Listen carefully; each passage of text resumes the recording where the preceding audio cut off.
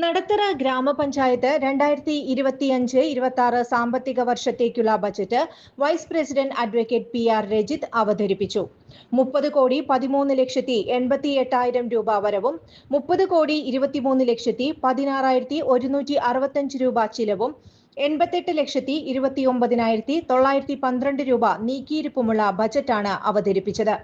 ഉൽപാദന മേഖലയ്ക്ക് 1,43,80,500 രൂപയും സേവന മേഖലയ്ക്ക് 12,27,70,000 രൂപയും പശ്ചാത്തല മേഖലയ്ക്ക് 3,61,30,700 രൂപയും പട്ടികജാതി വികസനത്തിന് 1,05,30,000 രൂപയും സ്ത്രീകളുടെയും കുട്ടികളുടെയും ക്ഷേമത്തിന് 37 ലക്ഷം രൂപയും ശാരീരിക വെല്ലുവിളി നേരിടുന്നവരുടെ ക്ഷേമത്തിന് 32,19,800 രൂപയും ശുചിത്വ മാലിന്യ പരിപാലനത്തിന് 75 ലക്ഷം രൂപയും വൃദ്ധജന സംരക്ഷണത്തിന് 29,82,000 രൂപയും തൊഴിലുറപ്പ് പദ്ധതിക്ക് 3,25 ലക്ഷം രൂപയും ലൈഫ് ഭവന പദ്ധതിക്ക് 4,29 ലക്ഷം രൂപയും നീക്കിവെച്ചിട്ടുണ്ട്.